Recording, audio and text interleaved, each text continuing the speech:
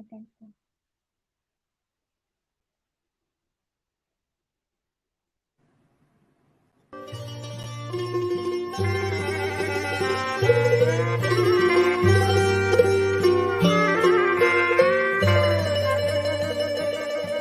ท่านผู้ฟังกำลังให้เกียรติรับฟัง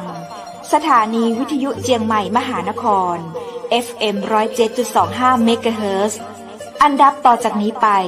เจิญอู้จ๋ากำเมืองกับดีเจคำเพชรเจ้า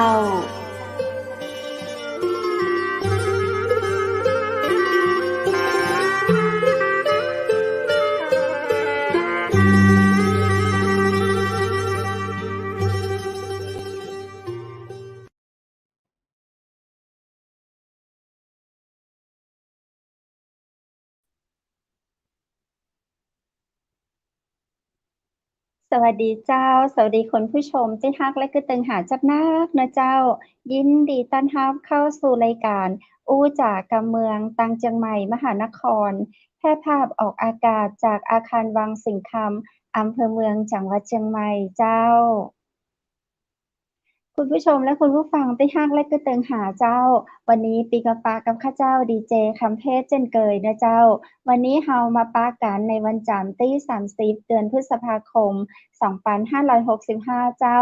มีเรื่องราวดีๆอะหยังมาแลกมาจามาอู้ให้กันฟังนะเจ้า วันนี้ทั้งเฟซทั้งไลน์ก็กระหึ่มมากเลย โอ้โห เรื่องราวสารพัดสารเพนะเจ้า อาจจะเป็นวันแรกของสัปดาห์และวันสุดท้ายของเดือนพฤษภาคมก็ได้เนาะ มีการรีบเร่ง มีการกระจายเรื่องราวต่างๆนานาสารพันถึงกันและกันเจ้า คุณผู้ฟังและคุณผู้ชมเจ้าปีกับปากับข้าเจ้าแล้วนะเจ้า วันนี้นั้นข้าเจ้าก็ได้รับเกียรติจากดีเจวุฒินะเจ้า คุณวรวุฒิเอี่ยมวิจารณ์มาเป็นพิธีกรอู้จ๋ากำเมืองด้วยกันในวันนี้นะเจ้า โอกาสนี้เดี๋ยวข้าเจ้าขอเรียนเชิญปากับดีเจวู้ตัวยเลยนะเจ้า ดีเจวู้สวัสสวัสดีครับดีเจ้า สวัสดีเจ้า สวัสดีครับ สวัสดีครับคุณกำเพชร โอ้โห วันนี้ไปทำอะไรมาทำไมหน้าเด็กลงครับ อ้าวได้เด็กเหรอ อ๋อ สง หรือเป สั ลี่ยน ย ทรง แบ ผ บ ม ว่า เปลี่ยนทรงผม อ๋อ เปลี่ยน โอ้ ทรง ย ผ มี ม ส่ว จะ น เป แล้ ลี่ยน ว ทรงผม ใอ๋อ ช่ ๆ ผมก็ ครั ช่ บ วยให้เด็กลงได้ใช่ไหม โอ้ ขอบ ๆ คุ โอ้ ณจะนักเป็นกำลังใจกันเลยนะเจ้าเนี่ย อา จริง ๆ เจ้า จริง ๆ ครับ จริง ๆ แล้ว อือฮึ โอด้ีโฮ เจวไมู่้น่าเหรอเจ้า เชื่อนะทรงผม ไปทครับ ำหยังมา? ก็อย่างที่ทิ้งไว้ตั้งแต่วันพฤหัสที่แล้วอะครับ ที่ ประสบอุบัติเหตุนิด ๆ ในการออกกำลังกายครับ แล้วก็ เข้าเฝือกอ่อนครับ ก็เลยยังอ๋อ ต้องแบบ เป็นหเยสัางร์อาเทจิ้ตา ย์ก็ เป็นหยัง? โอ้โฮ ก็ดีขึ้นครับ ก็รักษาตัวเองโดยที่แบบนอน คุณหมอเขาก็จะให้ยกเท้าให้สูงกว่าหัวใจ เราก็เพิ่งเคยได้ยินว่าคำว่านอนยกเท้าให้สูงกว่าหัวใจเนี่ย มันจะไม่ทำให้ปวด อ๋อ ก็จริงของเขานะ ก็หาอะไรเจ้า หนุนเท้าอะครับ มันก็จะไม่ปวด องี้ืครับ ม แล้วก็กินยาตามที่หมอสั่งนะครับ แล้วก็มีสเปรย์ฉีด ถ้าปวดตอนไหนก็แบบ เอ่อ ฉีดตรงสเปรย์ตรงนั้น มันก็ช่วยนะ แต่อืพอมัน ม เจ้า มันหมดฤทธิ์สเปรย์ปุ๊บ โอ้โฮ มันก็กลับมาปวดอีก เหมือนที่อืเราคงเคยเห็นม นักฟุตบอลเวลาเขาโดนนักเกตีะ ฬอา ย่างเงี้ย แล้วเขาเจ็บ ใช่ แล้วเขาต้องฉีดสเปรย์ ผมว่ามันก็มีส่วนนะ แต่ ค่ะ ก็ผมก็ทำตามอย่างที่หมอบอก กินยาตลอด กินยาเช้าเย็น เงี้ยครับผม แล้วก็นอนพัก อืไม่ ม ไม่เดินก็ไม่ไหวอยู่แล้วแหละ แต่นี่ก็ดีขึ้นครับ ตอนนี้ก็ดีขึ้น แล้วอืก็คิดว่าม ก็น่าจะดีขึ้นแล้วล่ะ อะฮะ ใช่ ก็ขอให้หายไวๆนะอืเจ้า ม โอ๊ย ยังดีเนาะ แบบมาอู้มาจากัน เราบ่ได้เตลนะเจ้า อืถือว่าม ๆ ๆ ดีเจวุฒิเป็นอุบัติเหตุนี้ขาซ้ายหรือว่าขาขวาเจ้า? ขาขวาครับผม ขาขวา อืม ใอืช่ ม ๆ แต่อย่างที่บอกครปกตัิบ ขเราา จะใช้คือขาซ้ายก็เจ้า ถ้าขาขวานี้เออ เราก็สามารถแบบยกเปโอิ้้นโขึ้นน่ะได้เนาะ ฮ แบบเวลาเผดินม ก็เขย่งขาข้างเดียว ขาเนี่ย ซ้าย ได้ก็แบบเมื่อเป็นละอ่อนเคยยาเก ล่นกับเจ้ากระต่ายขาเดียว อา อย่างดีเจวุฒิเจ้า อืม อา โอ้ เจ้า ผมว่าถ้าเป็นเรื่องของขาเนี่ย ขาเราต้องสมบูรณ์ทั้ง 2 ขาอะครับสผม ำคถ้าัจะให้เดญเนาะ ิเทน ้า ขสำคัญา มาก ใอืม ช่ เจ้า ๆ อะฮะ ถ้าไอม่ืสมบูรณ์ทั้ง 2 ขา ม ผมว่ายาก อย่างเงี้ย ก็คือต่อไปก็คงจะเบา ๆ หน่อยแล้วล่ะ ในเรื่องของเจ้การา ดูแลตัวเอง ถ้าจะออกกำลังกายก็คงออกกำลังกายแบบ เบา ๆ ตามอ๋อ วัย ตามเอจ้าา ยุครับ อือืม ม ๆ ๆ นี่ขนาด เจ้า ปรับ ใช้ ปรับไม้เทเปลี่ยนให้้าเป็นตามก็เจ้าวัยด้วยนะ วันนี้ ตอนนี้วันนี้ไม่ใช้แล้ว วันนี้เป็นวันแรกที่ไม่ใช้แล้ว อ๋อ อะฮะ ใช่ ยิเนดิน ดีแทเดินได้น ด้วยตัวเอ เจ้ง แต่า มันยังแบบ มันเหมือนผมเข้าใจเลยนะ คนที่เขาแบบ เขาประสบอุบัติเหตุแล้วขาเขามีปัญหา อย่างเงี้ย กว่าอืเขาจะเดินได้ม ปกติเนี่ย เข้าใจเลยเนานะะ ว่า มันไม่ค่กล้าะ ลงขาข้างขวาเลเจย็บ นะ อืพอจะเหยียบม มันเจ็บป๊าดไปเลย อย่างเงี้ย คือแบบอืไม่กล้าลงม เลยอะ ค่แต่วันะ นี้ก็พยายามแบบ พอมันดีขึ้นก็พยายามเดินให้มันชินน่ะครับ ให้มันชินว่า อืขาเราม เดิน เราอยากเดินปกติเดินยังไงก็เดินได้แล้วนะ วันนี้ก็อืเดินได้ ม แต่คงเดินได้แบบเบาๆ ไอ้ที่แบบวิ่งอือะคงยังไม่ได้ม แน่ แล้วก็คงใช้ชีวิตแบบ slow life เดินนิ่งๆ เรียบๆ ค่อยๆ เดิน ค่อยๆ ทำงานไปครับ อือย่างที่บอกครัม บ มีต่อให้เราก็ยังทำงานผ่านทางคอมพิวเตอร์ได้ เราก็ยังจัดรายใชก่ารผ่านทางเนาะ กล้อง ผ่านทางคอมพิวเตอร์ได้ใชเนาะ ่ สมัยนี้นะ เจไม่้า ต้องเดินทาง ใช่ครับ แล้วคุณกกำ็เพชรอะครับ ยังเป็น วันนี้นเัรา บว่าโชคดีเนาะ อวืันนี้แขกรัม บเชิญของเรานะเจ้า คุณดุอืม สิต เจ้าของ หรือว่าผู้จัดการโรงแรม เดี๋ยวข้าเจ้าขอดูแป๊บหนึ่ง บังเอิญท่านแจ้งมาเนาะว่า ติดภารกิจเจ้า ดีเจอืวุฒิเพิ่นก็เลยจะขอเลื่อม นไปเป็นในโอกาสต่อไปอะเจ้า ในวันอืนี้เพิ่นก็เลยบ่ได้ม มาโอ้มาจากับเราสัไม่กกได้มาำอู้เนกาัะ น แล้วก็ไม่เป็นไร เขเราาก็ก็คงคุยกัน บ่ตันที่จะเชิญแขกท่านใดเข้ามาแทนเนาะ อืก็ฝากม ขอสุมาอภัยคุณผู้ๆ ชมและคุณผู้ฟังนะเจ้า แต่บ่เป็อืนหยังม นะเจ้า วันนี้เราก็มาฟังดีเจไม่เป็นไร อืม คำเพชรกับดีเจวุฒิอู้จากันไปอืม นะเจ้า ดีเจอืวุฒิเจ้า ม วันนี้ทั้งเฟซทั้ง LINE แล้วก็ โอ้โฮ คำถามมาค่อนข้างจะเยอะขนาดว่า ข่าวนี้จริงหรือไม่ จริงหรือไม่ ชัวร์อืก่อม อะเจ้า ดีเจวุฒิได้ฟังเรื่องของ เอาเรื่องไหนดีพครับ รบใหม่ มีข่าวหลายเรื่องเหลือเกิน ใช่ มีข่าวหลายเรื่องเหลือเกินเนี่ย เอาโอที่เค แบบพรบใหม่ กระทบกระเทือนคนไทยเราก็แล้วกันเนาะ แบบเปิ้น อ่า ถ้าอู้เรื่องของกฎหมายอะเนาะ คนไทยอืเรา ม ประชาชนพี่น้องเราเนี่ย จะค่อนข้างแบบกลัวมาก่อนแล้ว อืจะจ่ายบ่ม จ่ายอะหยังจะได้ อืเราก็จะกลัวกันม แล้ว กฎหมๆ ากลัวยไปก่อนแล้ว กฎหมายมันเป็นสิ่งที่น่ากลัว เจ้า ใช่แล้วทครับ ีนี้มีข่าวเรื่องของการคุ้มครองข้อมูลส่วนบุคคลเนาะ หรืออืว่าภาษาม อังกฤษเปิ้นว่าหยังก็เจ้า per per per Personal อะไรนะ PersonalเอData อ Protection อา Act อะหยังประมาณเนี้ยนะเจ้า หอรืะอไรว่าตัวย่อเปประมาณนั้นคริั่บ น อืPDPA ม อะเนาะเจ้า อืวันนี้ ม โอ้โฮ แบบตั้งข่าว หลากหลายเนาะ เปิ้นก็จะประอืคมม ข่าวนี้กันจนชาวบ้านชาวช่องเราได้รับทราบกันอย่างทั่วถึงอะอืเนาะ ม เพิ่นก็จะมีอือฮึ ถามเข้ามาเยอะมากเลยว่า มันแต่ก่อ คอืืออีแม่ม ก๋ว คราวนี้อืแบบจะม อู้อะหยังถึงไขนี่เปิ้นจะมายับเราก่ออะ เราอืจะอู้ถึงม ๆ บุคคลที่ 3 นี่มันจะโดนยับไปอืขังคอกก่อม อะดีเจอืวุฒิเจ้า ก็เลยแบม บๆ ๆ ๆ แตกตื่นกันมากเลยประชาชนนะเจ้า อืม อ่า ผม ใน ในความคิดผมว่า เจ้า ผมว่ามันก็แปลกๆนะ จริง ๆ แล้วอย่างเจ้ที่บอก า แต่อันหนึ่งที่ผมคิดไว้ก็เหมือนกันว่า แล้วเนี่ยอย่างสมมุติเนี่ยคุณเพชรจัดรายการกับผมใช่ไหมครับ เจ้า ผมแอบถ่ายภาพเนี่ย ผมแอบถ่ายภาอะพฮเห็นะ คุณเพชรด้วย แล้วก็เห็นผมด้วย เจ้า แล้วผมไปโพใสช่ ต์เนี่ย ถ้าผมไปโพสต์เนี่ย สมมุติว่าผมไปโพสต์ แล้วผมก็เขียนโพสต์ว่า อันเนี้ย แต่ถ้าคุณเพชรเห็นปุ๊บ คุณเพชรแบบเป็นไร เราเพื่อนกันใช่ไหมครับ เราเพื่อนกันอา อาจจะโพสต์ใชก็โพสต์ไป ่ ก็ไม่ได้ว่าๆ เอจะ้ไร า เพราะเราก็รู้จักกันก็โพสต์ไป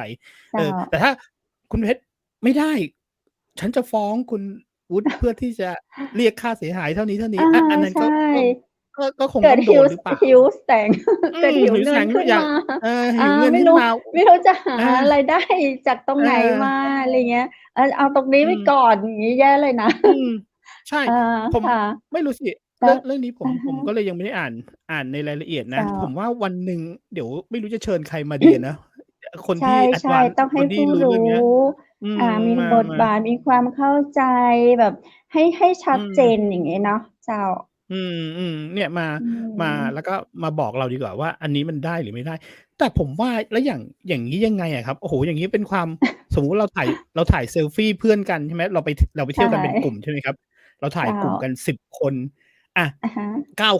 คนยอม อีกคนหนึ่งมันไม่ยอมขึ้นมา อย่างเงี้ย มันก็ไปฟ้องคเนจ้โพสต์เหรา อ? อันนี้อาจจะต้องทิ้งเป็นคำถามไว้นะ ใชอันนี้อาจจะต้องทิ้่ ง ว่า ไปฟ้องคนโพสต์เหรอว่าหรือจริงๆแล้วผมว่านะคนที่ฟังรายการอยู่อย่างเงี้ยครับผมไม่ว่าจะเป็นใครเนี่ยถ้าคุณมีความคิดเห็นหรือว่ายังไงเนี่ยผมว่าลองเสนอความคิดส่งมาทางข้อความเนี่ยผมว่าก็ดีนะอือฮึเออเนาะแล้วก็แหมแต่อันหนึ่งเลยนะคุณเพชรผมว่าเจ้าความคิดคือผมว่าเอ๊ะจริงๆแล้วใครออกกฎหมายใครออกตัวนี้เนี่ยผมยังงงอยู่เลยนะครับมันแหมมันแล้วอย่างงี้เนี่ยสมมุติว่าผมไปอ่านเจออันหนึ่งกล้องเวลาผมเจ้าขับรถกรุงเทพไปทางเหนืออะครับทางเหนือก็จะมีกล้องทุกๆจังหวัดเลยใช่ไหมครับอาแล้วถ้าเกิดเขาถ่ายผมเนี่ยเอ๊ะผมถือว่าเขาละเมิดลิขสิทธิ์หรือเปล่าครับถูกไหมครับสารภาพเลถ้าตำรวจยใช่เออตำรวจถ่ายผมเนี่ยผมก็ถือว่าเอ๊ะเขาละเมิดลิขสิทธิ์เปล่าอันนี้เขาผมเคยเห็นใบไม่รู้ว่าคุณเพชรเคยได้รับหรือเปล่าแต่ผมว่าคุณเพชรขับรถเร็วน่าจะเคยได้รับบ้างไหมครับ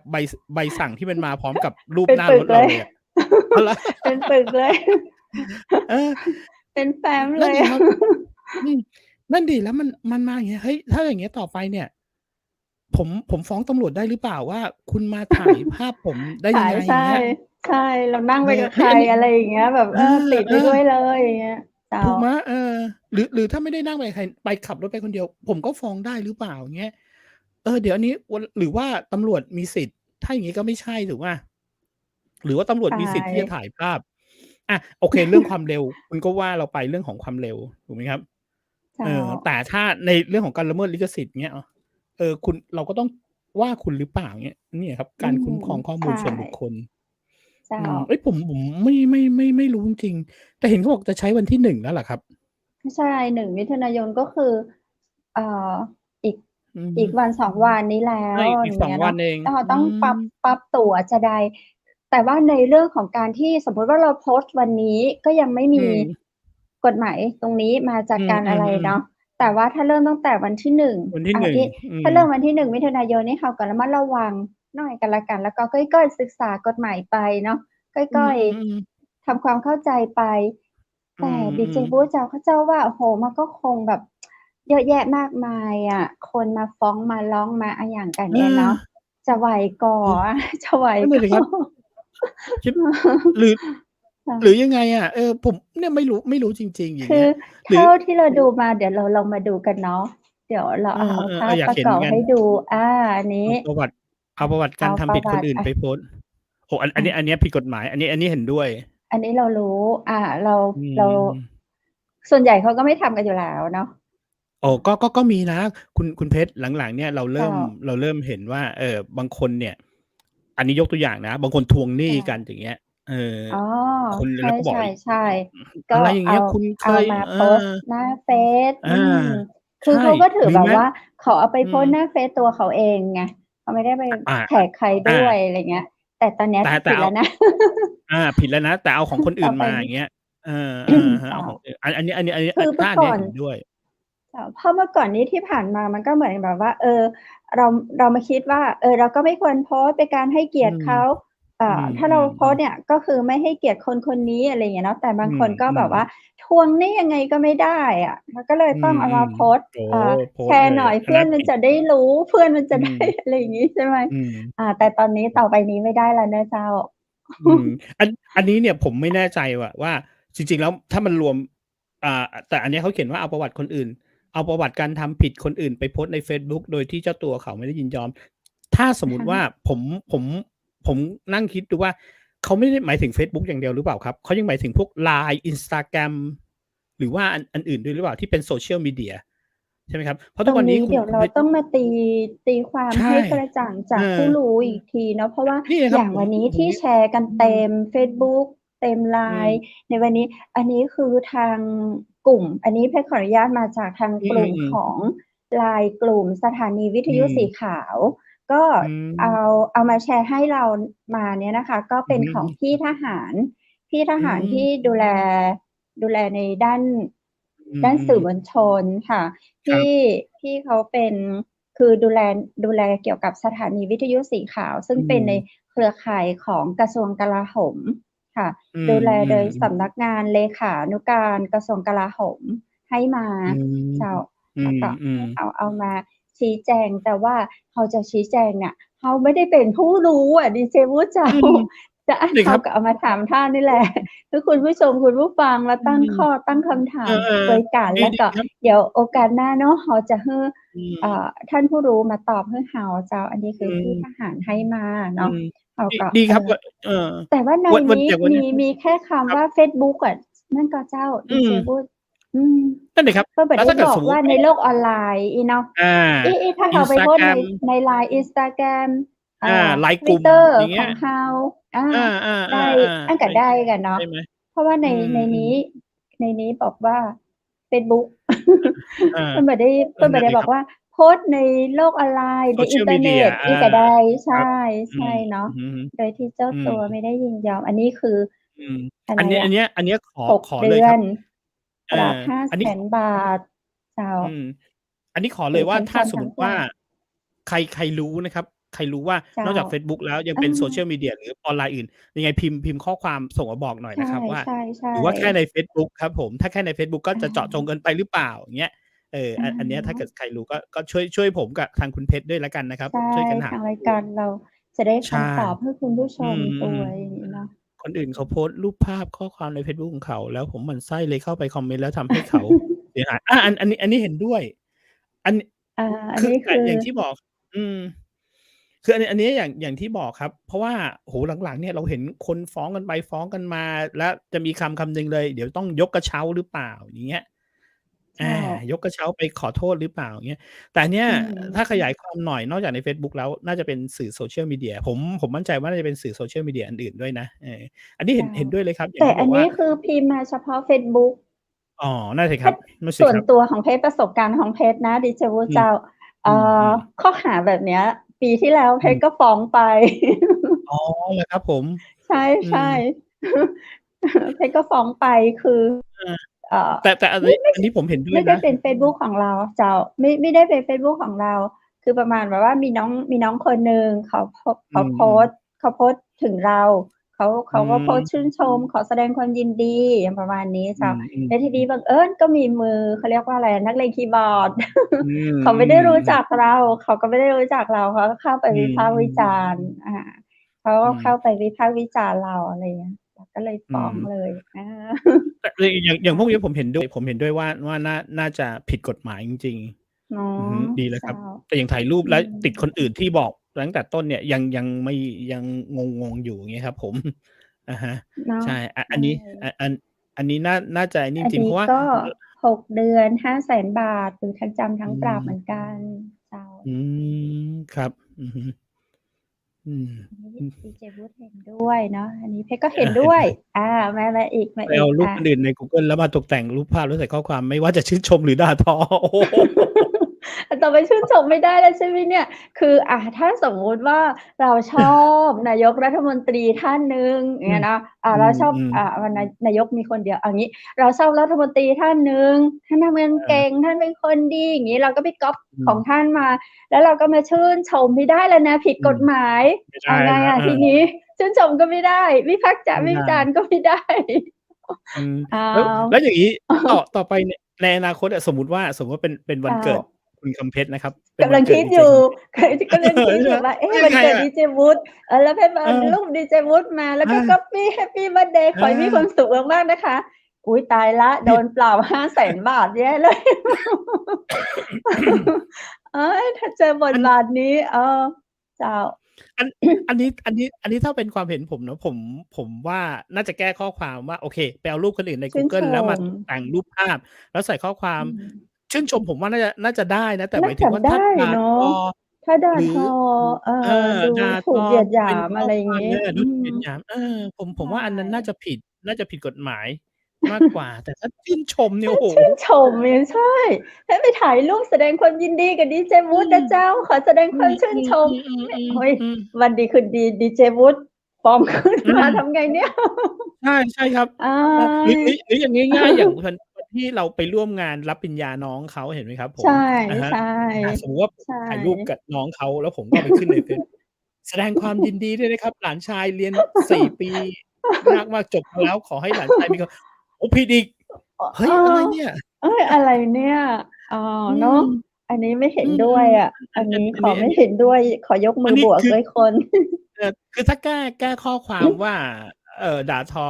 หรือว่าด่าทอทอา ำให้เสียหายแต่ชื่หมิ่นประมนชมนี่ผามทอะไรงี้ชื่นอืชมแต่นี่มันคนไทยแม่เราอะเราชอบที่จะชื่นชมกันอยู่แล้ว ขอใชแสดงความยิน่ดีขอแสดงความยินดี อืเอ๊ะแล้วทำไมมๆๆมาผิดกฎหมาย วันนี้มาผิดเออกฎหมายนี่อันนี้งงเลยอันนี้ยังเนี่ยจะปฏิบัติงงตัวยังไง ยังงงอยู่เอกับอ กับกับข้อนี้จริงๆครับอันนี้เนาะงงๆจริงเอวอนผู้รู้อมาตอบด้วยครับผมค่ะอะฮะก็ฝากกันพิจารณาข้อนี้หน่อยเนาะอืค่ะมีต่อไหมครับอืมเอาโอ้โฮเรื่องราจบแล้ว ว เมื่อกี้เราเพิ่งจะคุยกันไป เออๆๆอาดีเจวุฒิไม่สบายทีนี้เราคุยอืมกันว่าเนี่ยดีเจต้นอ้อก็ไม่สบายแย่เลยนะเดี๋ยวอ้ออามาฟ้องเราแย่เลย ๆอาเอออ๋อมันก็ยังเอาไงเนี่ย งงนะแต่เออมโอ๊ยยิ่งงงยิ่งยิ่งอ่านดูหลายๆข้อแล้วยิ่งงงก็คือแบบว่าเอาเรื่องราวคุณดีเจเออวุฒิลองเข้าไปดูในเฟซบุ๊กนะคะ เปิดเข้าไปอืเนี่ยมโอ้โฮภาพพ่อไม่สบายแม่ไม่ๆใชสบายพี่่ไม่สบายอืมน้องไม่สบายเขาไปเยี่ยมกันที่โรงพยาบาลนะอาคะแล้วเขาแล้วก็จะสื่อสารถึงพี่น้องเขาจะโทรหากันเนี่ยใช่มันก็กอืมระจายไม่ทั่วถึงเขาก็อืเอามาในเฟซเฟซบุ๊กบุ๊กแล้วก็เลยทีเดียวแชร์อืมใครอยากจะรู้ว่าพ่อนอนโรงพยาบาลอือะไรจะได้ไปมเยี่ยมๆๆอยู่ตรงๆอืมนี้ๆจริงๆมันอืมเป็นประโยชน์อืม นะ เป็นประโยชน์นะ เนาะมันเป็นสื่อใช่ที่เป็นประโยชน์มากเออเพราะอย่างใช่ที่คุณกำเพชรบอกแหละครับที่คุณเพชรบอกว่าถ้าสมมุติว่าเฮ้ยเราอยากให้แบบอย่างน้อยญาติๆเราก็จะรู้หรือือว่าใครมก็จะรู้ใช่นะครับใช่ปุ๊บเดียวรู้เลยทุกคอืนแล้วเพื่อนก็จะมแชร์เหมือนอย่างแบบอย่างของเพื่อนบางคนน่ะครับบางทีแม่เขาไม่สบายอย่างเงี้ยเขาขึ้นแม่มาเขาแบบเขาก็ให้กำลังใจใช่แม่เขาขอให้ใช่แม่เขาหายเอ่ออะฮะเอ่อมีอยากมีปาฏิหาริย์ให้แม่หายไวๆอะไรอย่างเงี้ใช่ยหมายถึงเพื่อนที่ใช่เป็นคนใช่เราก็จะค่ะได้รู้ใช่นะเราก็จะได้เราก็ตายแล้วใช่ เพื่อนเราคนนี้ไม่สบายอยู่ที่นี่เราจะได้ไปเอเยี่ยมอมอ่าเราอะไรก็จะได้ให้นะขออย่างน้อยรับบริจาคอืมเลือดอะไรอย่างอืเงี้ยเขาก็จะมๆๆๆโพสต์บอกกันในในเฟซใน LINE ทั้งนั้นเลยเอายังไงทีนี้ผิดกฎอันนี้ไม่หมายได้ด้วยเหรอถูกปรับ ถูกปรับอันนี้จำคุกอืมจำคุกไม่เกินแล้วยังไงค6รับอันนี้เดือนหรือปรับไม่เกิน500,000 บาทหรือทั้งจำทั้งปรับอาอืเอายังไงมท่านโอ้ผู้อันนี้รู้เจ้า เอ ช่วยฝากกันบอกหน่อยเนาะลองพิจารอืมณาหน่อยอันนี้คือครอบคลุมเลยนะไม่เอารูปคนอะไรนะอ่าเอาเรื่องราวการเจ็บป่วยของเรื่องคนอื่นนะครับราวการเจ็บป่วยของคนอื่นมาเผยแพร่ให้คนอื่นรู้เนี่ยอืมเอายังไงอะ ให้งงยิ่งงงก็คือนี่คือคนยิ่งหลายๆป่วยข้อยิ่งงงเนี่ยเขาไม่สามารถที่จะโพสต์ตัวเขาเองได้ใชอยู่แล้วเพราะว่า่เขาป่วยค่ะครับก็ต้องเป็นคนอื่นเอามาโพสต์แหละอืก็ต้องเป็นมๆใช่ไหมอาอืคือมเพชรจะโทรไปบอกใครอะดีเจวุฒิไม่สบายอืก็เกรงใจมๆที่คนที่เราจะโทรไปบอกเราก็โพอืสต์ในเฟซบุ๊กของมๆเราอะคือคอืนก็จะได้มรู้ว่าอืดีเจวุฒิมไม่สบายคนรักดีเจวุฒิก็จะได้ อืมมาด้วยใจของเขาเองเขาอืรู้ข่าวเขาก็มาด้วยใจมๆของเขาจะให้เราไปเจาะจงว่านี่เธอต้นอ้อเดีเจวุ้นออไม่สบายมาเยี่ยมหน่อยเราก็เกรงใจอาอะใช่ไหมครับเราอืก็ต้องมเอารูปวันนี้ไปเยี่ยมดีเจวุ้นไม่สบายอือยู่ที่มนี่ๆขอให้ดีเจวุ้นหายไวๆนะอะไรอย่างเงี้ยอืใช่ไหมพอมคนอื่นมาครึ่งเดียวเห็นเขาก็อ้าวอืมวุ้นไม่สบายมอยู่ที่อืนี่อะไรคนมอื่นๆก็จะๆๆได้รู้ข่าวไปอือฮึถ้าจะให้คนป่วยมาโพสต์เองก็ไม่ได้แน่ๆอืมอืม งง ปวด ยิ่หังดูวเหมือนกันล่ะข้อยิ่งดูที่หลายๆข้อแล้วยิ่งงงที่แรกนึกว่าจะเป็นแต่เรื่องของรูปภาพ4ข้อนั้นแค่นั้นเองนะนี่มีปรากฏว่าเป็นเรื่องราวอะไรเยอะกว่านั้นอีกนะเนี่ยเออยิ่งงงครับมีอีกไหมครับจะได้งงทีเดียวเลยจะได้งมีอีกไหมครับว่างทีเดียวอันไหนแต่เออเดี๋ยวก่อนดีเจวุฒิครับทั้งดีเจครับวุฒิดีเจคัมเพสแล้วก็คุณผู้ชมคุณผู้ฟังก็ตอนเนี้ยก็คือฟังเหมือนเราศึกษาไปเหมือนอืมเราอืก็ยังมๆๆอะไรนะสรุปทั้งหมดยังไม่ได้เพราะอืว่ามเราก็ยังไม่รู้ว่าอันเนี้ยเป็นแชร์หรือชัวร์เอ๊ยๆครับเป็นชัวร์หรือมั่วนิ่มที่แชอาร์ๆกันเนี่ยจะชัวร์หรือมั่วนิ่มอันอืเนี้ยเราก็มติดตามกันอีกต่อไปเพราะว่าเราๆครับ2คนเนี่ยไม่ได้มาแบบอาแต่ก็อันนี้อ่าเห็นเขาเห็นเขาใช่นี่แชร์เขากันโพสต์เยอะแยะกันค่ะอืพี่น้องมประชาชนเราก็ถามมาเราก็ๆยังไม่มีผู้รู้ที่จะมาตอบให้เราก็มาคุยกันอืมก่อน แล้วเราก็มาเอามาคิดในวิอืเคราะห์2มคนเราว่า ในดีเจควุวามคิดของเราฒิชอบไหมพอใจไหมอืมดีเจกำเพชรอืมชอบไหมอืไม่พอใจมกันยังไงอะไรอย่างเงี้ยอืเนาะม เจ้าครับอันนี้คือหัวหน้างานลงโทษออกใบเตือนลูกน้องแล้วเอาใบเตือนเจ้ามาติดบอร์ดหรือส่งใน อืม LINE กลุ่มหรือไปโพสต์ในเฟซบุ๊กอันนี้อันนี้อันค่ะนี้ผมเห็นด้วยนะอันนี้ผมเห็นด้วยจแต่ริงที่ติดบอร์ดปกติบางอย่างเราก็ต้องติดนะดีเจพุทธอย่างเช่นๆอืมพนักงานการเงินหรือว่าบัญชีอืที่มทำผิดๆอืมใช่ไหมแล้วก็ๆถ้าเราไม่ติดประกาศให้ให้ให้บุคคลที่มีส่วนรู้เห็นรู้เนี่ยเขาอาจจะไปอืมหลอกลวงเอาเงินเพราะว่าเขาเคยเก็บอืเงินมใช่ไหมคะอือย่างเขาเคยไปมเก็บเงิน สมมุติว่าเขาเคยมาเก็บเงินที่สถานีเราใช่ไหมคะแล้วมาครับเก็บเงินที่สถานีเราแล้วก็จ่ายให้คนเนี้ยตลอดเลยสมมุติชื่อสุปิยา อืสมมุติว่ามชื่อสุปิยาเนี่ยเขามาเก็บเงินเราเขามาเก็บเงินเราอืมอ่าแล้วทีนี้บังเอิญสุปิยาออกอืมจากหน้าที่การเก็บเงินตรงนี้แล้วอืมอ่าอืมอืมเราก็ต้องแค่แค่ประกาศให้ทราบใน แค่สมมุตินะครับคุณสุปิยานะครับไม่ได้ เจ้า กันนี้แค่สมมุตินะครับ แค่สมมุติแค่สมมุติ อืม เจ้าอัน อาอันนี้เรื่องนี้ผมมอง2มุมนะคุณเพชรผมมเจ้าอง2มุมเออคือมุใชมหนึ่ง่คือๆถ้าคนที่เขาตั้งใจจะทำความผิดอันนั้นผมเห็นด้วยเจ้ากับที่ทางคุณเพชรบอกอะฮะหมายถึงตั้งใจเจ้าความผิดแต่ในการทำงานในโลกของการทำงานเนี่ยมีบ้างที่ลูกน้องผิดพลาดถูกไหมครับเจ้าผิดพลาอะดโดยที่แบบฮะเราก็พยายามเต็มที่แล้วแต่มันยังพลาดอยู่อย่างเงี้ยเจ้าแล้วมันมีใบเตือนขึ้นมาอย่างเงี้ยมันเป็นความผิดที่แบบเจ้าเราเราเราไม่อยากทำผิดเราอยากจะทำให้มันถูกต้องเราอยากอะไร เฮ้ยแต่มันผิดพลาดอะมันด้วยเรื่องของสภาวะแวดล้อมหลายอย่างมันทำให้ผิดพลาดเงี้ยอันนี้ผมไม่เห็นด้วยที่ว่าออกมาเตือนติดบอร์ดอะไรอย่างเงี้ยอือะมฮะเจ้าคุยกันถ้าในฐานะที่ผมเคยเป็นหัวหน้างานนะผมก็จะเรียกลูกน้องเจ้ามาคุยกันเป็นการส่วนตัวคุยกันเป็นการเจ้าส่วนตัวครับแต่ผมก็จะไม่บอกใครแม้แต่ในกลุ่ม LINE ผมก็ไม่บอกนะอืผมก็จะมาคุยในนามส่วนตัวเพราะผมมคาดว่าวันหนึ่งเขาก็ต้องจะพัฒนาอะไรอย่างเงี้ยให้เขาได้แต่โอเคแต่ถ้าเกิดเขาตั้งใจที่จะแบบอืเอ่มอ โกถ้าครั้งที่งบริษัท1ครั้งที่อา2ครั้งที่อืม3อะไรงี้ อื ครั้มงที่3ครั้งที่3ต้องขึ้นอืมบอร์ดแล้วมั้ง ครับแต่เอถ้าตั้งใจอโกงครั้งแรกผมก็ขึ้นเลยนะถ้าตั้งใจโกงแบบว่าโอ้โฮฉันยักยอกเงินบริษัทไปเท่านี้ๆอันเนี้ยคุณตั้งใจอันเนี้ยเราอืจะบอกเลยจมริงๆเพราะคุณตั้งใจที่จะทำความผิดแต่ถ้าลูกน้องที่แบบว่าเฮ้ยตรงนี้เนี่ยผิดพลาดโดยที่แบบโอ้โฮเขาพยายามเต็มที่แล้วมันผิดอยู่อย่างเงี้ยผมว่าก็จะคุยกับเขาแล้วให้โอกาสเขาจะไม่แบบเอาไปติดบอร์ดจะไม่ส่งใน LINE กลุ่มไม่ไปโพสต์ในอืเฟซบุ๊กมเงี้ย เพราะผมค่ะผมคิดว่าเราก็เคยทำพลาดอะไรในเรื่องงานอย่างเงี้ยเราก็จะอืให้โอมกาสเขาในเรื่องงานให้เขาแบบให้เขาได้แก้ตัวอย่างเงี้ยแต่ถ้าเกิดครั้งที่2เขายังทำแบบเดิมแล้วแสดงว่าเขาไม่ได้แก้ที่ตัวเขาแล้วเขาอืก็ยังดื้อดึงมดันอยู่ในเรื่องของการทำงานยิ่งงาน Production หรืองานอย่างพวกเรานะโอ้โฮมันรายละเอียดมันเยอะมากคุณเพชรใชนะบางอย่าง่เนี่ยเราๆเต็มที่เลยเราทำเต็มที่เลยอย่างเงี้ยโอ้โฮไม่ได้อย่างเงี้ย โดยที่ไม่ได้เกิดค่ะจากหลายๆอย่างเนี้ยแต่บางทีหัวหน้าก็จะแบบเตือนเช่นอย่างอันนี้ยกตัวอย่างอันหนึ่งนะคุณเพชรสมมุติว่านัดนัดอ่านัดลูกค้าเอ๊ยไม่ใช่นัดลูกค้านัดตัวแสดงมาในกองถ่ายนัดพิธีกรมาในกองถ่ายอย่างเงี้ยอะฮะเสร็จปุ๊บพิธีกรมาพิธีกรมาสายอย่างเงี้ยหัวหน้าก็จะว่าเราว่านัดอะไรยังไงอย่างเงี้ยอืบางทีก็จะหามว่าเป็นความผิดเราแล้วแต่เราเต็มที่แล้วอะเออ เจ้าหรือแม้แต่ไปออกกองถ่ายนะคุณเพชรออกกองถ่ายไปอย่างเงี้ยถ่ายมาไม่ได้อย่างที่ผมเคยเจอนะผมไปกองถ่ายอย่างเงี้ยถ่ายมาถ่ายมาไม่ได้อย่างเงี้ยซึ่งมันประกอบไปด้วยหลายๆอย่างเออือมประกอบไปด้วยหลายๆอย่างว่าเอ๊ะทำไมถึงถ่ายไม่ได้อย่างเงี้ยเราก็ทำกันแล้วอย่างเงี้ยอันเจ้าเนี้ยมันเป็นมันเป็นความพลาดมากกว่าอย่างเงี้ยไม่ใช่เป็อืนความผิดมอะฮะคุณทันตสาถ้าผมอ่านชื่อผิดขอโทษด้วยนะครับ คุณทันตสาซีดวงโอ้โฮขอโทษจริงๆครับผมอาจจะอ่านชื่อผิดครับผมไปอ่านสรุปให้ใช่ก็ทีพี่วุฒิน้องยุ้ยนะเจ้าเอาผมเดี๋ยวผมจะลองไปอ่านนะครับผมว่าอะไรอย่างงี้แต่ตอนนี้ผมไม่รู้จริงๆนะครับเขาส่งมาในข้อความครับคุณเพชรถ้าคุณเพชรเห็นอยู่ค่ะว่าอา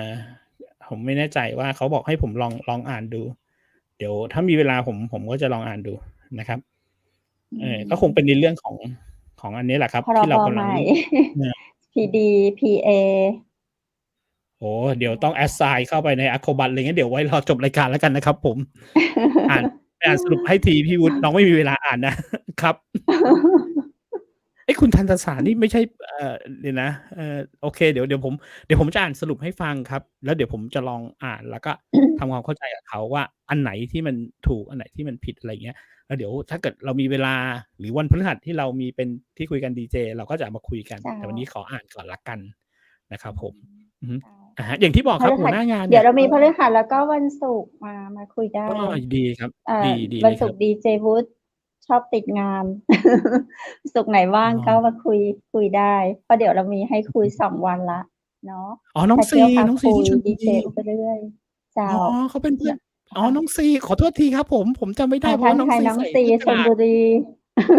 น้องซีใส่ mask อะครับผ ใส่ ม ก็เลย mask จำไม่ เจ้า ได้ เจ้า แล้วก็เนี่ยจะชื่นชมน้องซีว่า น้องซีไปทำอะไรมาผอมลง ก็เดี๋ยวกลัวผิดอีก ไม่ใช่ เนี่ยถูกไหมครับ เนี่ยเห็นน้องซี เฮ้ย น้องซีไปทำอะไรมาผอมลง ไม่ได้อีก เดี๋ยวผิดอีก ห้ามชื่นชม อะไร ช่าง เน ชื่ ี่ น ย ชม ต้องระมัดระวังเลยนะเนี่ย เอ๊ อันนี้แล้วกัน จู่ๆเดี๋ยวก็ใบอะไรนะ ใบ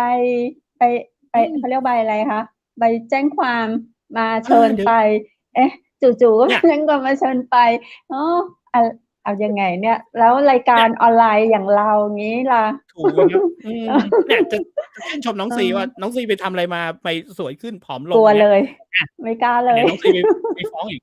ฟ้อง ที่น้องซีไปฟ้องเพราะว่าพี่วุฒิชื่นชมน้องซีออกในรายการ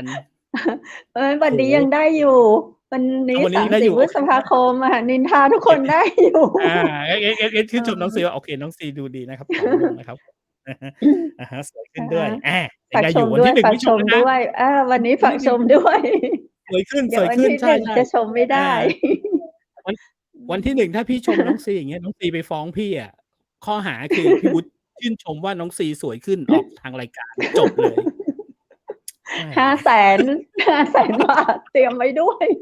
โอ้โฮ อะไรเนี่ย ชมที คือ ห ต ม อน ด เนี้ย 500,000 ไม่จ่ายก็จำคุกอีก 6 เดือน คิดหนักเลย โอ้โฮ ชีวิตอยู่ยากขึ้นทุกวัน อยู่ยากจริง ๆ อะ อะไรวะ ทุกวันนี้ก็ยากพอแล้วนะ เอากฎหมายมา เนาะ อีก อะไรเนี่ย ไม่ ทุกวันเนี้ยที่พี่น้องประชาชนของเรามีความสุข แล้วก็สงบสุขกันอยู่ได้ เพราะว่าเรามีเฟซ มี LINE ใช่ มีเฟซ มี LINE ทำให้เราอยู่ติดบ้าน อยู่ติดตัวเอง อยู่ดูอะไรดี ๆ เพลิดเพลิน เพื่อน 80 คน เพื่อน 100 ใช่ คนก็เจอกันอยู่ในกลุ่ม พูด ครับ คุยกันอยู่ โอ๊ย ไม่เหงาเลย แต่พอมาวันนี้ ๆ ๆ เราเริ่มกลัวแล้วอะ เปิดเฟซมาจะโดนอะไรหรือเปล่า โอ๊ย เปิด LINE มาจะโดนอะไรอีกหรือเปล่า กฎหมาย ผมไม่รู้ว่า แต่ขอบคุณน้องซีมากนะครับ พรบ เจ้า PDPA ฉบับเต็มที่ส่งมาให้ผมเนี่ย เดี๋ยวผมต้องอ่านให้โดยละเอียดเลย แล้วเดี๋ยวมาสรุปให้ฟัง แต่แบบ ก็ยังงงอยู่ว่า เอ๊ะ มัน อันนี้ไม่รู้ว่าใคร ถ้าเกิดใครรู้นะครับ ที่กำลังชมรายการอยู่แล้วรู้เนี่ย ใช่ ช่วยบอกหน่อยสิว่า เอ๊ะ ช่วย มันดีหรือไม่ดีอะ ใช่ อธิบายให้เราหน่อยมันคืออะไร แล้วก็คือบางข้อที่เราเอามาโพสต์มาคุยกันตรงเนี้ย คือเขาเจาะแบบว่า อะไรนะ Google อย่างเงี้ยใช่ไหม อย่างGoogle นี้รวมเฟซบุ๊ก LINE ด้วยไหมดีเจวุฒิเจ้า ถ้าคำว่า Google ใช่ ผมว่าเป็นสื่อออนไลน์ พอรู้เปล่าเจ้า? ก็น่าจะรวมด้วยแหละ ก็รวมอะไรอื่น ใช่ ๆ แต่มีบาง ใช่ ข้อที่บอกเฟซบุ๊กงี้ ไม่มี LINE ใช่ไหม ไม่มี Twitter ไม่มี ครับ อะไรนะ ใน ใช่ ส่วนอื่น ๆ นี้ งั้นก็ได้ นสิี่แหละ เน ครั าะ บ ก็ยังมีช่อง ผม โห ว่า ว่ โอ้ ถ้าไม่งั้นก็ไปเจาะจงเฟซบุ๊กเขาอย่างเดียวหรือเปล่า อย่างเงี้ย เหมือนเจาะจงเฟซบุ๊กจังเลย เอ๊ะ ยังไงเนี่ย ใช่ อันนี้เดี๋ยวคงต้องไปดู อะฮะ แต่ คื อยาก อ รู้จ เท่า ริง ๆ ว่า ที่ เมือง เห็น เจ้า เมืองนอกเขาเป็นอย่างงี้หรือเปล่าครับ? เมืองนอกเขาทำแบบ เนาะ นี้หรือเปล่า? ผมไม่รู้ ไม่รู้สิ คืออย่างงี้ไงดีเจวุฒิ เท่าที่เพได้ยินมา เขาบอกว่าประเทศไทยเราเนี่ยมีคนเล่นเฟซบุ๊กเยอะที่สุดในโลก ใช่ เขาอยากจะให้มีบทบาทกับเฟซบุ๊กน้อยลงหรือเปล่า? ก็ไม่รู้สินะ ก็อไม่ย่างรู้นี้ สินะ คุณกำเพชรต้องผเจ้า มอย่างเราเนี่ยไม่ว่าจะเป็นสื่อออนไลน์พวกไม่ว่าจะเป็นทางเฟซบุ๊กหรือทาง LINE เฟซบุ๊กผมยกตัวอย่างเฟซบุ๊กก่อนเลยแล้วกันเพราะคนเราเล่นเยอะเจ้า คุณเพชรเชื่อไหมว่าผมอะสามารถเจอเพื่อนที่ไม่ได้เจอกันมา30ใช่ปีเนี่ยเพชรต้องสาขอบคุมารถเจอณเฟซบุ๊กเขาได้หลายๆเรื่องถูกมากๆเลยเจ้าใช่ครับอืมใช่ครับแล้วก็เจ้าเนี่ยผมข้ามโลกผมมาใช้ข้ามฟ้าได้เจอได้คุยกันอได้เห็นา กันเจ้าครับอืโอเคมผมเห็นด้วยที่แบบเราไม่ควรที่จะไปด่าใครในเฟซบุ๊กเพราะว่าอันนั้นเจ้าเห็นด้วยเลใช่ยอันนั้นผิดกฎหมายแน่อานอนเลยแต่ในการใช่ชื่นชมเขาหชื่นชรือว่าม หรือว่าหรือว่าผมเห็นคนเนี้ยเอโอ้โฮผมอเห็นสมมุติว่าผมเห็นน้องซีเนี่ยที่ทำงานด้วยกันที่ชลบุเจ้ารีเนี่ยโอ้โฮน้องซีเป็นผู้หญิงที่เก่งมากนะครับผมขึ้นรูปน้องซีเลยเป็นผู้หญิงที่เก่งมากครับทำงานด้วยแล้วมีความสุขมากน้องซีเป็นแบบเป็นผู้หญิงแบบ working woman เลยในการทำงานอืปุ๊บม ผิด เฮ้ยชื่นชมน้องเขาผิดอะไรเนี่ยไปใหญ่แล้วเนี่ยแล้วอย่างที่ผมบอกว่าเฟซบุ๊กอะทำให้เราได้เจอคนหรือใช่แม้แต่ญาติๆใช่ญาติญาติเรานะครับบางคนโอเคนามสกุลอาจจะเหมือนกันอย่างเงี้ยอยู่ต่างจังหวัดอากันพอเห็นว่าเรานามสใช่กุลนี้เราไม่เคก็ยก็เนาะทักกันมาอาก็เลยอารู้ว่าเป็นลูกหลานอืปู่ย่าตายายมๆเราอะไรๆใเงี้ยช่ครอบๆครัวเราก็ใหญ่แล้วเห็นไหม ขึ้นก็ใหญ่ขึ้นเจ้าใช่ครับอืเพื่อนที่ไม่มได้เจอกันนานก็ได้เจอขึ้นหรือได้เจอแม้แต่กันแม้แต่ญาติบางคนนะครับเจอหน้ากันเนี่ย30ปีไม่เคยคุยกันเลยนะคุณเพชรคุยกันน้อยใช่มากคุยกันน้อยใมากช่แต่ๆๆใช่แต่พอแต่ไปมันเจอในเจอในเฟซบุ๊กอื้อฮือส่งหัวใจคุยกันแบบให้กันรัวโอ้ๆ โฮแบบ กดหัวเอาไปไม่ได้แล้วใจเหรอกดถูกใจใช่อืไปดูได้มเห็นได้ติดตามเปิดเฟซบุ๊กมาก็ยิ้มมีความสุขจริงๆนะในอืในมในส่วนตัวของเพจอะดีเจวุฒิก็จะครับมีแค่ครับเฟซบุ๊กกับ LINE ไม่อืไม่มี ใช่ Twitter อะไรผมก็อย่างเงี้ยเคยสมัครไว้แต่เราก็ไม่ได้มีเวลาอะไรอา มากตรงนั้น Twitter ผมก็ยังไม่ได้ไปเล่นกับเขาเพราะว่าเห็นมันเดือดเหลือเกินใน ใช่ Twitter ไอก็เลยจีอะไรพวกนั้นอาแล้วก็มีอะฮะเนี่ยก็จะมีเฟซบุ๊กนี่แหละที่อืมที่เป็นแบบงง ชอบติดต่อสื่อ อะฮะสารอืมเออ ใช่มีข้อต่อไปไหมครับเนี่ยมีข้อต่อไปอีกไหมเอ่ยมีเศร้ามีเศร้าอาเราไปมาดูสิแจ้งความว่าโดนคนอื่นฉ้อโกงพอได้ใบแจ้งความจากตำรวจแล้วไปโพสต์ในเฟซบุ๊กเพื่อเตือนคนอื่นไม่ให้หลงกลถูกหลอกอีกผิดกฎหมายอืมอันนี้เราก็ไม่เคยเอาโพสต์อยู่แล้วล่ะอาแต่ว่าจะเห็นมีอยู่นะจะเห็นคือนักกฎหมายโพสต์ คืออืนักกฎหมายเขามรู้ข้อกฎหมายหรือเปล่าก็จะเห็นอย่างมีเพื่อนอะไรอย่างเงี้ยมีคนรู้จักในเฟซบุ๊กที่ทำงานอืเกี่ยวกับมกฎหมายอะไรอย่างเงี้ยเวลาเขาไปทำคดีอะไรก็เห็นเขาจะเอามาโพสต์แต่ว่าเขาก็จะลบชื่อหรือว่าเลขอือะไรสำคัญอันมสำคัญๆๆๆอะไรอย่างงี้ค่ะเขาก็จะมีอืคิดค่ามให้ค่ะ อืเหมือนมแบบเอามาโพสต์ให้เป็นความรู้เป็นอือะไรอม ย่างงี้ค่ะอุ๊ยแล้วถ้าอย่างงี้นะครับคุณเพชรสมมุติว่าเจ้าสมมุตินะอันนี้เราค่ะเราสมมุตินะครับว่าเอ่เจ้า อเดี๋ยวผมจะยกตัวอย่างไงดีอะคือไปคือสั่งซื้อของนายกใช่ไปสั่งนายกไม่โกซื้อของงเราเราอาไปแจ้งความมาเราก็มาโพสต์อาจะได้เตือนคนอื่นดีเจจะวุฒิไปได้เตือนคนด้วยจะได้อื่นเนี่ยเตือนใครๆไปเออด้วยเพื่อนในเฟซของเราอะไรเงี้ยมันก็ญาติพี่อืน้องเราทั้งมนั้นคนที่เรารู้จักทั้งนั้นในเฟซบุ๊กเราอะเราก็อยากเอาอาฝากเตือนไปอย่างเงี้ยอย่างงี้ผิดอือหรือเปล่าฮึผิดกฎหมาย500,000บาทก็นี่ไง ผิดอีก 500,000บาทอืทั้งมจำทั้งปรับ อายังไงวะเราไปแจ้งความว่าโดนคนอื่นฉ้อโกงพออืมได้ใบแจ้งความจากตำรวจแล้วก็เอามาโพอย่างงี้สต์ในเฟซบุ๊กอืเพื่อมเตือนเพื่อนคนอื่นไม่ให้ถูกหลอกอีกอย่างงี้ผมมีเพื่อนนี่ก็ผิดด้วย200 คนผมอืมผมต้องโทรหาเพื่อน200 คนเลยเหรอว่าใช่เออ ใช่ว่าเฮ้ยระวังอืนะมอย่าไอ้ทำแบบนายกนี้นะคนเนี้ยเดี๋ยวโดนโกในงเอ่อไอ้นายกที่ผมเคยซื้อโทรศัพท์กับอืมันมาเนี่ยมมันหลอกขายนะอย่างเงี้ยก็โทรไปบกว่าดีเจอกทุกคนวุฒิจะโทรไปบอกนี่โดอืนม200คนโดนหลอกหมดแล้ว อืมเอออันนี้ไม่ถ้าทำไมเห็นด้วยปิดกันเนาะอย่างอืน้อยคือคนมโพสต์เนี่ยเขาก็ให้เกียรติอะไรอยู่แล้วเขาก็จะใช่มีเนาะมีเซนเซอืมอร์ตรงนั้นตรงนี้อือยู่มอะไรอย่างๆๆงี้อืมงงอันนี้ยังงงอยู่ครับอันนี้ไม่เห็นด้วยจริงๆว่าจริงๆแล้วเราเจ้าน่าจะบอกกับคนอื่นแล้วให้คนอื่นได้รู้ด้วยว่าคนเนี้ยเขาแต่มันก็พูดยากนะคุณเพชรอย่างที่บอกเวลาสมมุติเรา บอกไอ้คนเนี้ยมันโกงอย่างเงี้ยถูกเปล่าแต่ไอ้คนที่มันเจ้าโกงเราอะมันก็ยังเป็นเป็นจำเลยอยู่ถูกไหมครับศาลยังไม่ตัดสินเจ้ามันใช่เออใช่เอออืมมีแค่ใบแจ้งความศาลยังไม่ตัดสินว่าเขาเป็นคนผิดอาถูกไหมครับเอใช่ออาใช่โอเคอันนี้ เจ้าต้องอืมแต่กว่าศาลจะตัดสินเขาเป็นคนผิดเนี่ยกว่าศาลจะตัดสินสมมุติว่าศาลตัดสินปีหนึ่งกว่าจะขึ้นศาลชั้นต้นศาลอุทธรณ์ศาลฎีกาใช่ไหมครับกว่าเจ้าเขาจะหลุดเงี้ย1ปีเขาสามารถโกงคนอื่นไปได้เยอะแล้วอย่างเงี้ยอืมเออเจ้า อันนี้เนาะอันนี้ก็ไม่รู้อะอันนี้ไม่รู้จก็ไม่รู้ริงๆว่าสินะ อืมไม่รู้ว่านั่นน่ะดิเตือนกันไม่ได้เหรอเออ นั่นสิแล้วเดี๋เอายังไงยวคดีตำรวจจะเหนื่อยหรือเปล่าอย่างเงี้ยถ้าออกพอืรบตัวนี้มามอะครับทั้งคนที่แบบใช่เยอะเลยนะเอออืเอะอะแจ้งเอะมอะแจ้งเอะอะแจ้ใช่งหมดใช่ไอ้คนนี้เอารูถ้าปเนี่ยตำรวจไม่รับไอ้คนเนี้ยแจ้งเดี๋ยวตำรวจก็ผิดอีกนะ157เอออืมเอเอออๆๆโอ้โฮถ้าพรบตำรวจเหนื่อยนะออกตรงเนี้ยมาแล้วใช่ไหมอือืมมๆโอ้โฮเหนื่อยเลยนะสงสารตำรวจเลยอะอืใช่มเหนื่อยเลยนะอืเนี่ยถ้าเจออย่างเงี้ย ม เออเนาะเห็นใจจะอืมตำรวจจังเลยก็อืมอืม ก็แหมทำไมอะไม่รู้สิว่าจริงๆแล้วแต่จริงๆแต่จริงๆผมว่าก็ เออเตือนกันได้หรือเปล่าคุณเพชรถ้าสมมุติว่าเราเคยซื้อแล้วไอ้คนนี้มันหลอกเราจริงๆอะถึงแม้ว่าเราไปแจ้งความแล้วอะแต่มันหลอกเราสำเร็จไปแล้วอะใช่ไหมครับอืมมันหลอกเราสำเร็จไปแล้วอะมันได้ตังค์เราไปแล้วอะแล้วเราเพิ่งไปสมมุติเราซื้อของจากมัน10,000บาทใช่ไหมครับโอเจ้านตังค์ไปให้แล้วอย่างเงี้ยอืแล้วเสร็จปุ๊บมมันส่งอะไรมาให้เราก็ไม่รู้อะเออแล้วเราก็โพสต์เราไปแจ้งความก่อนเราไปแจ้งความเสร็จปุ๊บเราก็โพสต์เลยเฮ้ยระวังนะไอ้คนชื่อกอเนี่ยมันขายของอย่างเงี้ยมันบอกว่าขายเจ้าของ10,000บาทแล้วมันส่งอย่างเงี้ยเรามีรูปใช่ถ่ายมันด้วยอะคนจะได้เห็นอืมมีชื่อมันด้วยใช่อย่างเงี้ยคนจะได้เห็นเจ้าเอถ้าอย่างงี้คืออืผิดโอ้โฮม แล้วถ้าต่อไปเนี่ย มิจฉาเราชีพเต็มบ้านเต็มเมืองอะสิอืมคุณใช่คุณเพชรอย่าลืมว่าเราเคยเห็นข่าวหลายๆข่าวเนี่ยที่อย่างเมื่อตอนต้นปีเห็นไหมครับ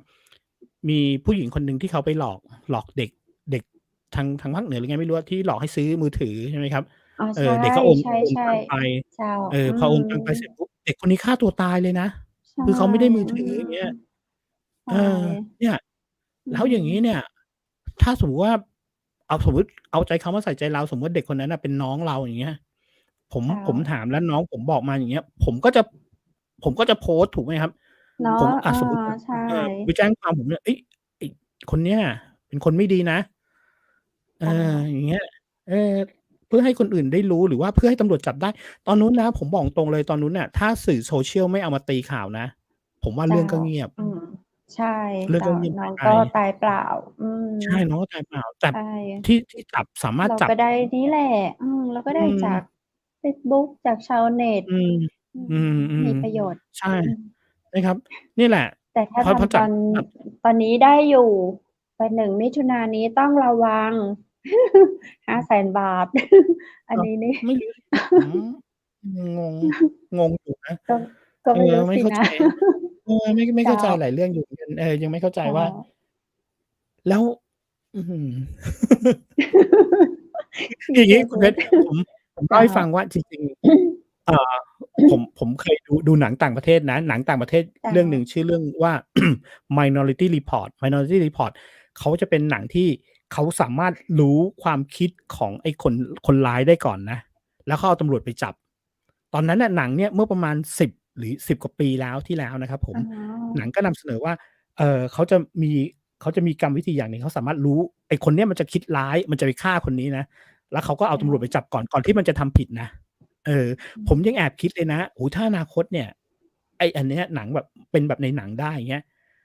มันจะดีมากซึ่งมันก็อะอืแดปต์มาเห็นไหมมคุณเพชรเห็นไหมหลังๆเนี่ยเรามีกล้องวงจรเจ้าปิดเอใช่ไหมครับอใช่เรามีกล้องวงจรๆเจ้าปิดเราเห็นไอ้คนนี้กำลังเดินไปทำไม่ดีไม่ร้ายอย่างเงี้ยอาเอเจ้าอ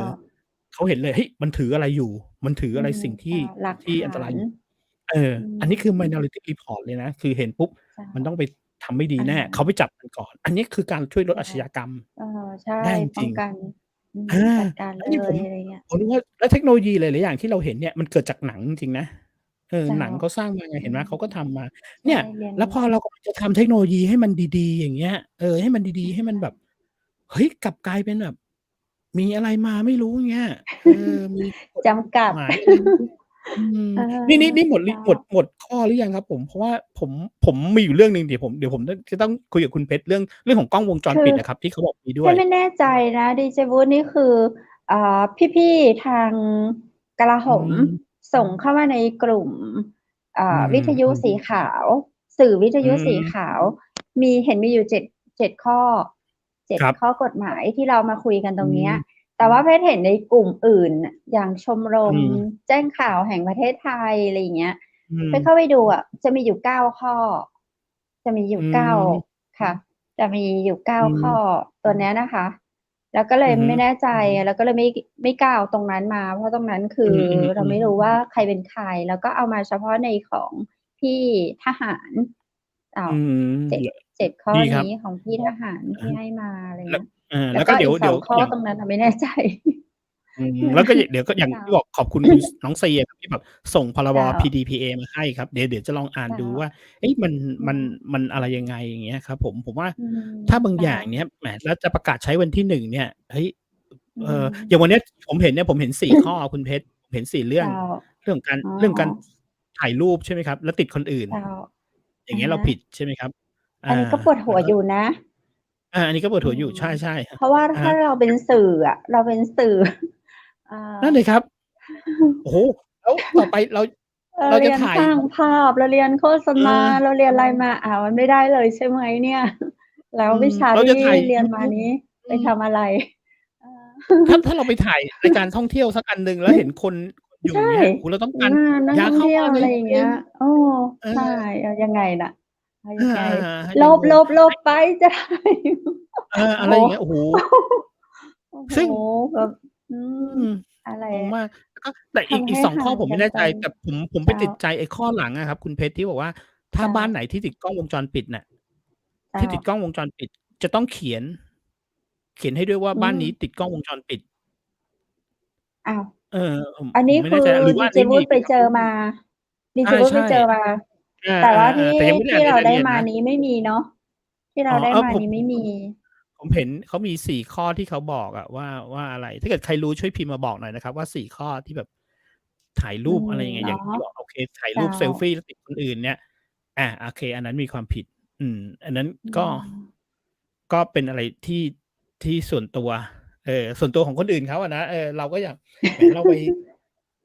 สมมุติเราไปเที่ยว อย่างเงี้ย เราก็อยากถ่ายรูปเนี่ย แล้วต่อไปนะคุณเพชร เราจะไม่เห็นภาพ อย่างสมมุติว่าเป็นปีใหม่ ใช่ไหมอคะรับ ฮะ เจ้า โอ้โฮ แม่เสลียง คนมาเคนที่ยวเยอะแยเล่ะนนเลย ้ำ คนอะไร ทีนี้ก็ไม่ได้เห็นคอืม นแล้วสิ อืม อะฮะ อ้าว เอาคนยังไง ก็จะมองว่า อ้าว ไม่มีคนเลยนี่หว่า อ้าว ไไม่ม่เห็นมีมีคนเลย คนเลย ดีเจบรอรยายา เสีย อืไม่เห็นมีม คนเลย เออ ใช่ครับ หรืออืแม้แต่สถานม ที่ท่องเที่ยวอันอื่นนะ ถ้าเราไปเงี้ย คเจน้า ก็จะไม่กล้าถ่ายรูป ไม่กล้าโพสต์แล้ว เจ้า ถูกไหมครับ พอไม่กล้าโพสต์ปุ๊บเนี่ย คือหลัง ๆ เนี่ยเราต้องยอมรับว่า ในการโพรโมตด้วยหลักการของในเรื่องของการตลาดเนี่ย เรื่องสื่อออนไลน์มีผลเยอะมากเนาะ บางเจ้ทีา เนี่ยเราไปถ่ายรูปมา ตรงเนี้ยมุมนี้สวยจังเลย ร้านกาแฟอยู่ท่ามกลาง ภูเขา อย่างเงี้ย แล้วเห็นคนกินกาแฟ อย่างเงี้ย คนก็ไม่กล้าถ่ายรูปอย่างงี้แล้ว แล้ว เนาะ ไม่ แล้วยังไงอะ อย่างโอเค ถ้าไปแม่เสลียง ไปมีร้านกาแฟสวย ๆ อย่างเงี้ย หรืออย่างไปยืนตรงวัดอะครับ อะฮะ ตรงเจ้ที่ใา กล้ ๆ โรงแรมแม่เสลียงเวียงงามเนี่ยครับ เจเ้ห็นา ภาพพระก็ไม่ได้ ถใูชกไหมครับ? ่ ก็ไม่ได้ แล้ว ไม่ได้ แล้วจะถ่ายรูปคู่กับเพื่อนก็ไม่ได้ สมมุติ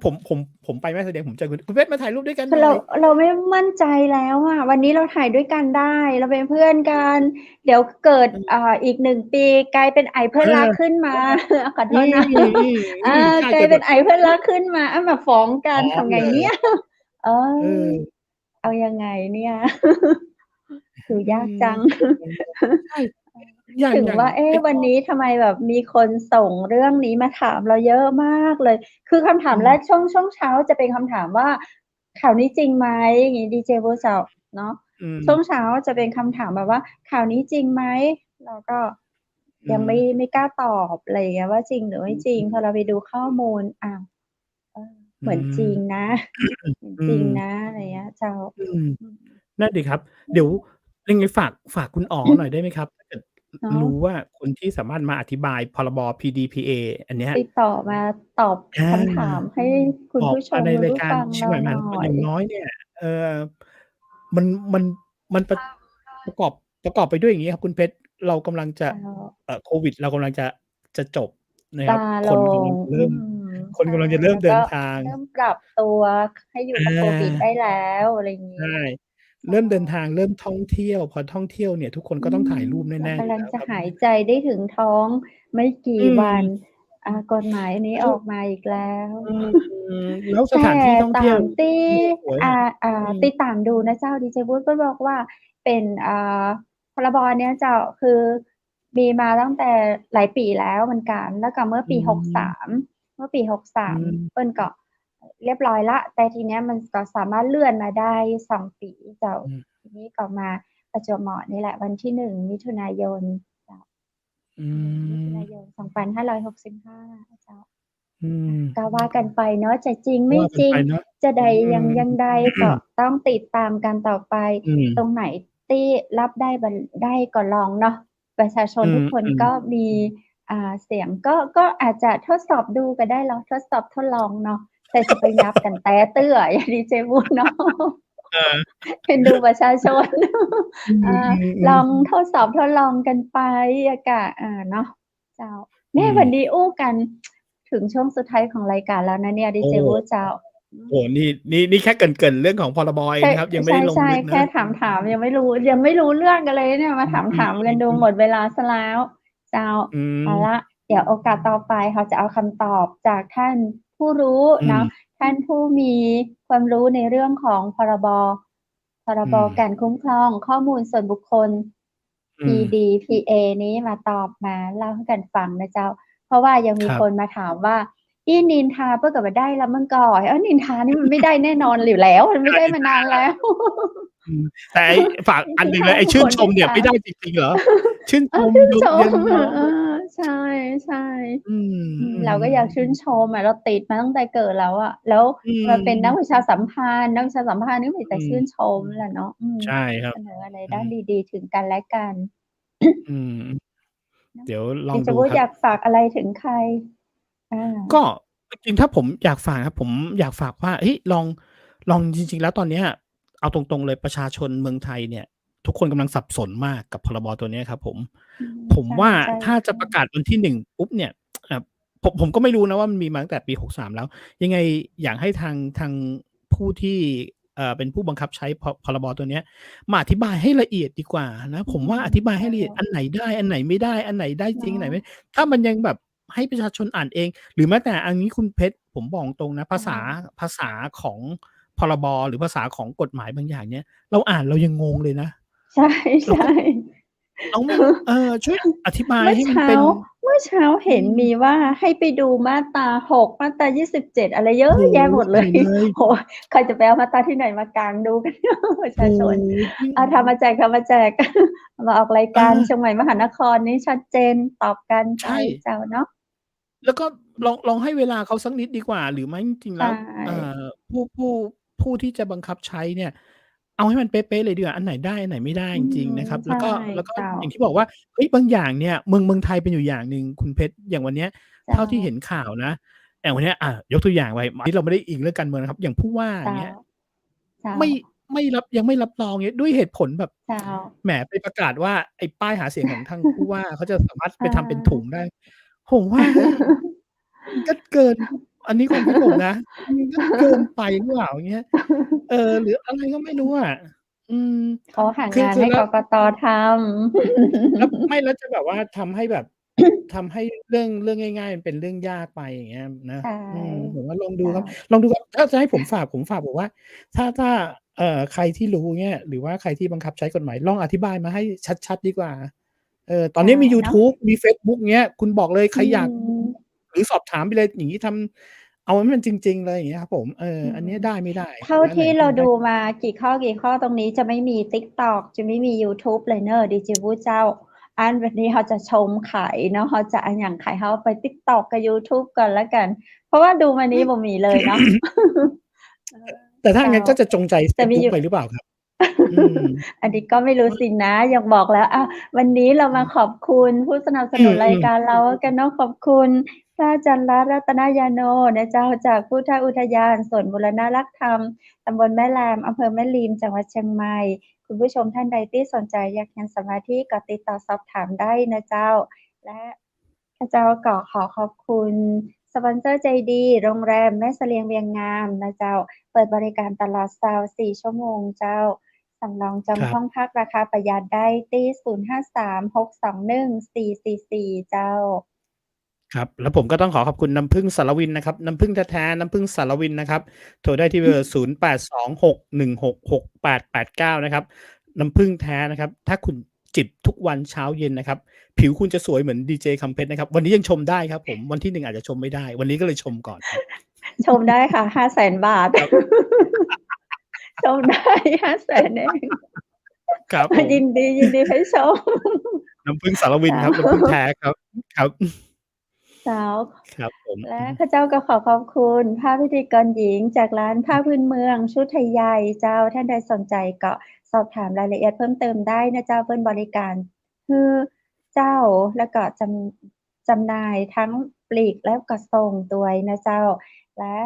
สุดท้ายข้าเจ้าดีเจคำเพชรดีเจวุฒิและทีมงานเชียงใหม่มหานครก็ขอขอบคุณคุณผู้ชมทุกคนทุกท่านนะเจ้าปากันใหม่ในวันพรุ่งนี้สำหรับวันนี้ขอให้นอนหลับฝันดีราตรีสวัสดิ์เจ้าสวัสดีครับก็ยังเดินลำพังเดี่ยวบนทางคนเดียวบ่มีภัยข้องเกี่ยวในหัวใจอยากจะเดินทางไกลเอาก็ไปลำพัง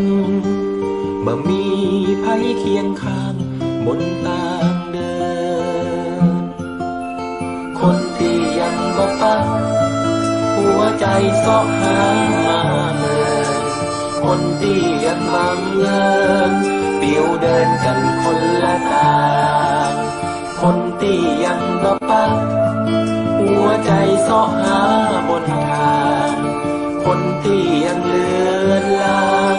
อยู่ในความฝันเลื่อนลอย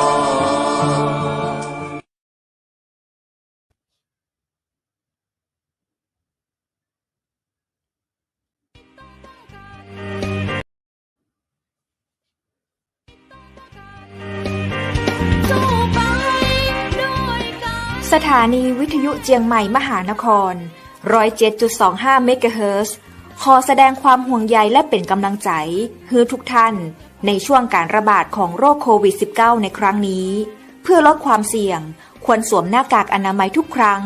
ล้างมือเป็นประจำขอให้อยู่ที่บ้านให้นักที่สุดด้วยความปรารถนาดีจากหมู่เฮาเจ้าเจียงใหม่มหานครสนับสนุนโดยกาแฟโกแม็กคอฟฟี่และโรงแรมแม่เสรียงเวียงงามโทร 053-621-444 และ 081-595-2883